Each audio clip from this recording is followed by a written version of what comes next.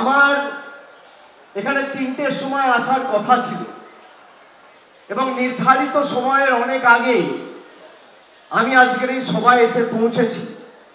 তার কারণ 12টা থেকে আমি হোয়াটসঅ্যাপে ছবি পেয়েছি যে এই সভাস্থল কানায় কানায় পূর্ণ। তাই মানুষকে বসিয়ে রেখে বা মানুষকে রোদে অপেক্ষা করানোর ধৃষ্টতা আমাদের কারণ নেই।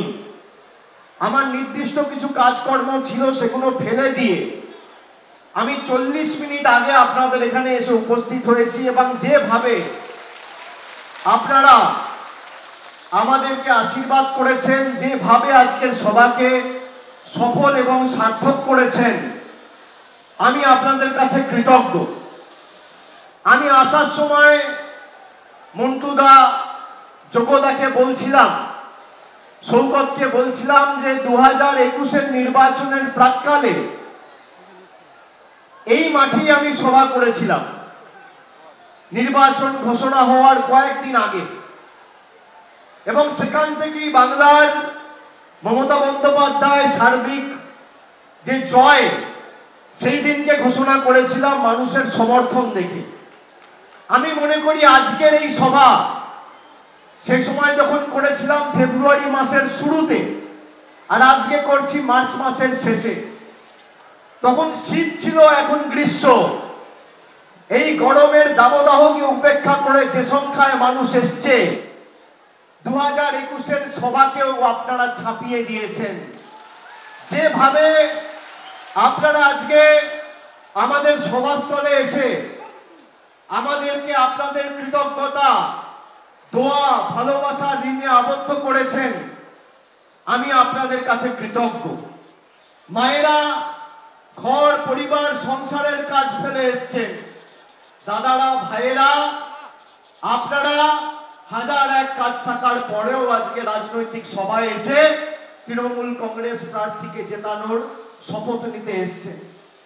আমার সংখ্যালঘু ভাইয়েরা, দাদারা, ধর্মপ্রাণ সংখ্যালঘু ভাইয়েরা, যারা এই পবিত্র রমজান মাসে রোজা করেছেন, তারা রোজাদাররাও এসে আমাদের সভাস্থলে উপস্থিত হয়েছেন। আমি আপনাদের কাছে কৃতজ্ঞ। খালি 2-4টে কথা আপনাদের বলবো। আমি আপনাদের যা কথা দিয়েছি, কথা রেখেছি, কিন্তু কথা দিয়ে কথা রাখার আগেও আমি এই জেলার মানুষের কাছে চিরকৃতজ্ঞ, চিরঋণী। তার কারণ তৃণমূল কংগ্রেস তৈরি হওয়ার পরে প্রথম বিধানসভা নির্বাচনে দক্ষিণ 24 পরগনার মানুষ, তৎকালীন দক্ষিণ 24 পরগনা জেলা জুড়ে 28টি বিধানসভা কেন্দ্র ছিল। 2001-এর নির্বাচনে আপনারা 14টা আসনে তৃণমূল প্রার্থীকে জিতিয়েছিলেন। সেইখান থেকে দক্ষিণ 24 পরগনার মানুষের সাথে তৃণমূল কংগ্রেসের আত্মিক সম্পর্ক তৈরি হয়েছে। তৎকালীন কাকদ্বীপ থেকে শুরু করে ফলতা, মথুরাপুর, পূর্ব পশ্চিম বিষ্ণুপুর, বারুইপুর, ক্যানিং পশ্চিম, সর্বত্র আপনারা জোড়া ফুলের প্রার্থীকে বিজয়ী করেছিলেন। তারপরে 2008-এর পঞ্চায়েতে আপনারা এই রাজ্য জুড়ে প্রথম পরিবর্তনের চাকাটা ঘুরিয়ে সারা রাজ্যের কাছে দৃষ্টান্ত স্থাপন করেছিলেন। আমি আপনাদেরকে নত মস্তকে বিনম্র চিত্তে করজোড়ে প্রণাম জানাই। গত বিধানসভা নির্বাচনে আপনারা বিজেপির ফাঁদে না পড়ে 31টি বিধানসভা আসনের মধ্যে 30টিকে তৃণমূল কংগ্রেসের প্রার্থীকে জিতিয়ে মমতা বন্দ্যোপাধ্যায়ের হাত শক্তিশালী করেছিলেন। 2019-এ লোকসভা নির্বাচনে ডায়মন্ড হারবার, মথুরাপুর, জয়নগর, যাদবপুর, সর্বত্র 2.5 লাখ 3 লাখের ব্যবধানে তৃণমূল কংগ্রেসের প্রার্থীকে জিতিয়ে বিজেপিকে ছেটিয়ে বিদায় করে বাংলার সার্বিক উন্নয়নের জয়যাত্রা অব্যাহত রেখেছিলেন। আমি আপনাদের কাছে কৃতজ্ঞ। এবার খালি বলতে এসছি, যেভাবে 2003 থেকে সমর্থন করেছেন, এইবার ভোটের ব্যবধান বাড়াতে হবে। ডায়মন্ড হারবার, মথুরাপুর, জয়নগর, যাদবপুর একই দিনে ভোট। আমি ডায়মন্ড হারবারের প্রার্থী, মথুরাপুর থেকে লড়ছে ভাই বাপি হালদার।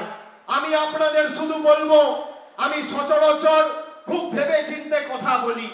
আমি যা কথা দিই কথা রাখি, এবং কথা রাখার নামই তৃণমূল কংগ্রেস।